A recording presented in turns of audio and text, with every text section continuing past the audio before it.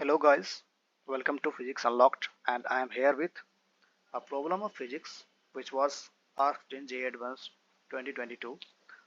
So in this problem, a medium having dielectric constant K fills the space between the plates of parallel plate capacitor. The plates have large area and the distance between them is D. The capacitor is connected to battery of voltage V as shown in the figure. So now both the plates are moved by distance of d by 2 from their original position. Both these plates are moved from their original position by the distance of d by 2 as shown in the figure B.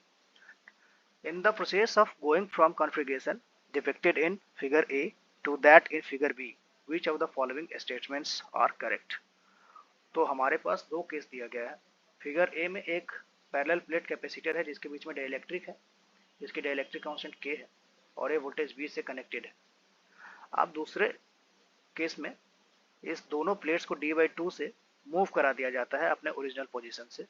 तो हमें इसके बीच में electric field पे क्या effect पड़ेगा, capacitance पे क्या effect पड़ेगा और वोल्टेज क्या होगा, ये सब निकालना है. तो case one is simple case. तो इसमें एक पैरेलल प्लेट कैपेसिटर है, इसके बीच में डाइलेक्ट्रिक फील्ड कर दिया गया है. Dielectric is field between this to plates. तो अगर हम गॉस लॉ इन डाइलेक्ट्रिक्स का यूज करें, जो कि गॉस लॉ इन डाइलेक्ट्रिक्स होता है के E dot T A is Q free charge जो प्लेट्स पे अपियर हो रहा है वो डिवाइडेड बाई एप्सिलॉन नॉट. तो हमने एक सिलेंड्रिकल एलिमेंट ले लिया है प्लेट्स के अंदर से होते हुए. सिलेंड्रिकल एलिमेंट्स है जो कि जिसका एक सरफेस प्लेट्स के अंदर है और दूसरा बाहर है.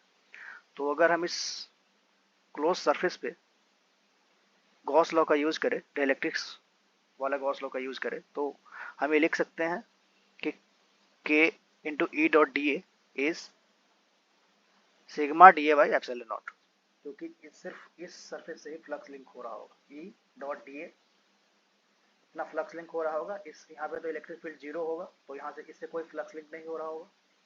और इसके कर्व सरफेस एरिया से भी कोई फ्लक्स लिंक नहीं हो रहा होगा. तो K into E dot D A इसकी जो वैल्यू होगी, इसमें कितना चार्ज, इस पूरे वॉल्यूम में कितना चार्ज होगा, तो sigma dot D A by epsilon naught. तो यहाँ से हमारी जो इलेक्ट्रिक फील्ड की जो वैल्यू आएगी वो आ रही है सिग्मा बाई के एप्सिलॉन नॉट, और सिग्मा को हम लिख सकते हैं क्यू बाई ए. तो हमारे पास जो इलेक्ट्रिक फील्ड की जो वैल्यू आ रही है, वो Q by A epsilon naught आ रही है. तो इलेक्ट्रिक फील्ड की जो वैल्यू आ रही है ये आ रही है.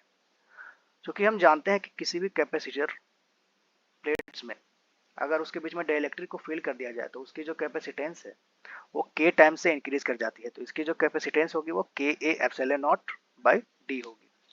सो this will be the capacitance. Now अब इस पे फ्री चार्ज कितना अपियर कर रहा है, क्यू. तो क्यू हम निकाल सकते हैं, Q is equal to C into V, capacitance into voltage. तो यहाँ से कैपेसिटर क्यू आ जाएगा हमारे पास K A epsilon naught V by D, यहाँ से आ जाएगा. अगर हम इसको क्यू का वैल्यू यहाँ पे सब्स्टिट्यूट कर दें तो हमारे पास जो इलेक्ट्रिक फील्ड की जो वैल्यू आएगी वो आएगी V by D. So initially इसमें इलेक्ट्रिक फील्ड की जो वैल्यू है वो वी बाई डी है, कैपेसिटेंस की वैल्यू इतना है और फ्री चार्ज जो अपियर हो रहा है प्लेट पे वो इतना है. अब एनर्जी जो स्टोर हो रहा है इस कैपेसिटर में, energy stored in capacitor is nothing but half C V square. तो इसमें इनिशियली जो एनर्जी जो स्टोर हो रहा होगा half C one into V square. C one की वैल्यू इसमें सब्स्टिट्यूट कर देंगे तो हमारे पास इनिशियली इतना एनर्जी इस प्लेट्स के बीच में डाइलेक्ट्रिक में स्टोर हो रहा होगा. अब चलते हैं केस 2 पे. तो केस 2 में क्या है हमारे पास, केस 2 में हमारे पास क्या है, ये जो प्लेट्स है, इन दोनों प्लेट्स को डी बाई 2 डिस्टेंस से हमने मूव करा दिया है. तो हमारे पास ये डी बाई 2 डिस्टेंस है जहाँ पे एयर फील्ड है, यहाँ भी डी बाई 2 डिस्टेंस पे एयर फील्ड है, और ये डी डिस्टेंस का विड्थ का एक डाइलेक्ट्रिक है बीच में रखा गया. तो अगर हम इसका इक्विवेलेंट कैपेसिटेंस निकालें तो ये वाली जो कैपेसिटर है और ये वाली जो डाइलेक्ट्रिक वाली कैपेसिटर है और ये वाली जो कैपेसिटर है एयर वाली, ये तीनों सीरीज में है. ये तीनों सीरीज में है, तो हम यहाँ पे सीरीज का फॉर्मूला यूज करेंगे। तो 1/c equivalent will be 1/c1। तो इसकी जो कैपेसिटेंस होगी a epsilon naught by d/2। इसकी जो कैपेसिटेंस होगी वो होगी k a epsilon naught by d, और इसकी जो होगी a epsilon naught by d/2। तो यहाँ से c इक्विवेलेंट हमारे पास जो निकल कर आ रहा है वो आ रहा है k a epsilon naught by d। तो हम ये देख चुके हैं कि C1 हमारा क्या था, k a epsilon not. Initial case में हमारे पास फर्स्ट केस में C1 की वैल्यू जो थी वो k a epsilon naught by d थी। तो यहाँ पे C1 की वैल्यू सब्स्टिट्यूट कर दे k a epsilon naught by d, तो हमारे पास C2 जो आ जाएगा C1 के टर्म में वो आ रहा है C1 by k a epsilon not, नहीं C1 by k plus 1, C2 की जो वैल्यू आ रही। अगर हम फिर से, तो हमारे पास जो कैपेसिटेंस जो है सेकंड केस में वो निकल गया, ये आ रही। तो अगर अब हम फिर से गॉस लॉ को अप्लाई करें डाइलेक्ट्रिक में, डाइलेक्ट्रिक में अगर हम गॉस लॉ को अप्लाई करें तो हमारे पास जो इलेक्ट्रिक फील्ड की जो वैल्यू आएगी, मान लेते हैं यहाँ पे इलेक्ट्रिक फील्ड E2 है, तो हम लिख सकते हैं k into E two D A equal to Q3 by epsilon naught. तो E2 की जो वैल्यू आएगी Q2 बाई के ए एप्सिलॉन नॉट, और Q2 की जो वैल्यू होगी वो हम लिख सकते हैं C2 CV। तो C2 इंटू V लिखा जा सकता है Q2 की वैल्यू। तो हमारे पास जो इलेक्ट्रिक फील्ड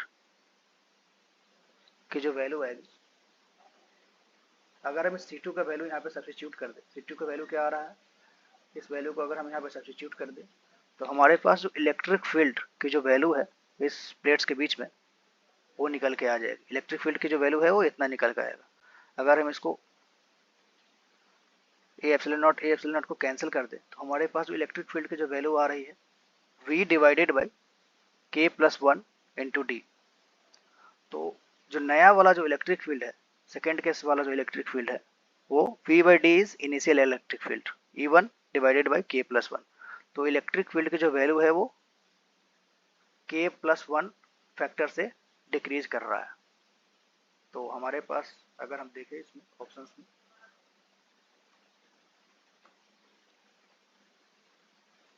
हमारे पास जो इलेक्ट्रिक फील्ड की जो वैल्यू है k बाई 1 फैक्टर से डिक्रीज कर रहा है। इलेक्ट्रिक फील्ड ये बोल रहा है कि 2 के फैक्टर से डिक्रीज कर रहा है। तो हमारे पास ये जो फर्स्ट ऑप्शन है वो रॉन्ग है।